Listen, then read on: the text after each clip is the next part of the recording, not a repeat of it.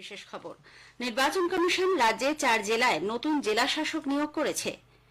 এগিয়ে আনা হয়েছে মক পোল বা মহড়া ভোট আয়োজন করার সময়। রাজ্যপাল অগণতান্ত্রিকভাবে আসন্ন লোকসভা নির্বাচনের উপর হস্তক্ষেপ করতে চাইছেন বলে নির্বাচন কমিশনে অভিযোগ জানিয়েছে তৃণমূল কংগ্রেস।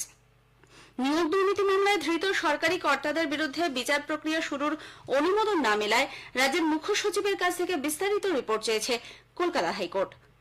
বাংলা টেলিভিশন ও চলচ্চিত্র জগতের বিশিষ্ট অভিনেতা এবং আর্টিস্ট ফোরামের সহ সভাপতি পার্থ সারথী দেব প্রয়াত। কলকাতা নাইট রাইডার্স আজ আইপিএলে তাদের প্রথম ম্যাচে সানরাইজার্স হায়দ্রাবাদের মুখোমুখি হবে। আসছে বিস্তারিত খবরে। নিয়োগ দুর্নীতি মামলায় ধৃত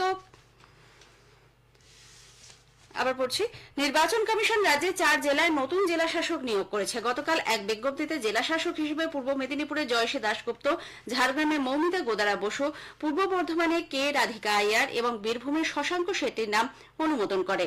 এই 4 জনই পশ্চিমবঙ্গ ক্যাডারের আইএএস আধিকারিক। গত বৃহস্পতিবার কমিশন এই 4 জেলা শাসকদের সরাসরি আইএএস আধিকারিক না হওয়ার জন্য সরিয়ে দেয়।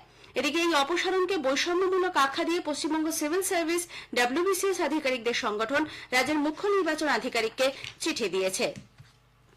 নির্বাচন কমিশন আসন্ন লোকসভা নির্বাচনে মক পোল বা মহড়া ভোট আয়োজন করার সময় এগিয়ে এনেছে। এ যাবৎ ভোট শুরুর 60 মিনিট আগে মক পোলের আয়োজন করা হলেও এবার তা বাড়িয়ে 90 মিনিট করা হয়েছে। নির্বাচন কমিশনের তরফে ইতিমধ্যেই সব প্রিসাইডিং অফিসারকে এই নির্দেশিকা পাঠানো হয়েছে বলে মুখ্য নির্বাচনী আধিকারিকের দপ্তর সূত্রে জানা গেছে। উল্লেখ্য, ইভিএম ঠিকঠাক কাজ করছে কিনা তা দেখার জন্য সব রাজনৈতিক দলের প্রার্থীদের পোলিং এজেন্টের উপস্থিতিতে মক পোল করতে হয়। কেন্দ্রীয় বাহিনীর পাশাপাশি এবার রাজ্য পুলিশকেও ভোটের কাজে বিশেষ দায়িত্ব দিতে চলেছে নির্বাচন কমিশন। গতকাল এক নির্দেশে কমিশন জানিয়েছে, জরুরি ভিত্তিতে রাজ্য পুলিশের 15 কোম্পানি বাহিনী তৈরি রাখতে হবে। রাজ্য পুলিশের কোন কোন বাহিনীকে এই দায়িত্ব দেওয়া হবে তার তালিকাও তৈরি করে দিয়েছে কমিশন। নির্দেশে বলা হয়েছে, ইএফআর এর 2 কোম্পানি, সশস্ত্র পুলিশ বাহিনী ব্যারাকপুরের 3, ডাবগ্রামের 2, দুর্গাপুরের 4, কলকাতা পুলিশের 2 কোম্পানি ও রাজ্য পুলিশের হোমগার্ডের 2 কোম্পানিকে মজুদ রাখতে হবে। রাজ্য পুলিশের এই 15 কোম্পানি বাহিনীকে কোন কাজে লাগানো হবে তা পরে স্থির করা হবে। শিক্ষানুরাগী ঐক্যমঞ্চ সমস্ত ভোটকর্মী, গণনাকর্মী ও বিএলওদের সম্মানজনক ভাতা বৃদ্ধির দাবি জানিয়েছে।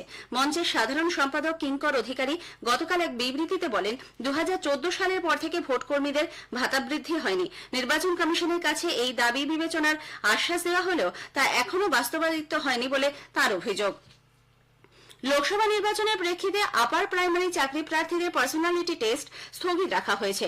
পার্শ্ব শিক্ষকদের জন্য সংরক্ষিত আসনে যে প্রার্থী সফল হয়েছেন তাদের জন্য আগামী 2রা এপ্রিল এই পরীক্ষা হওয়ার কথা ছিল।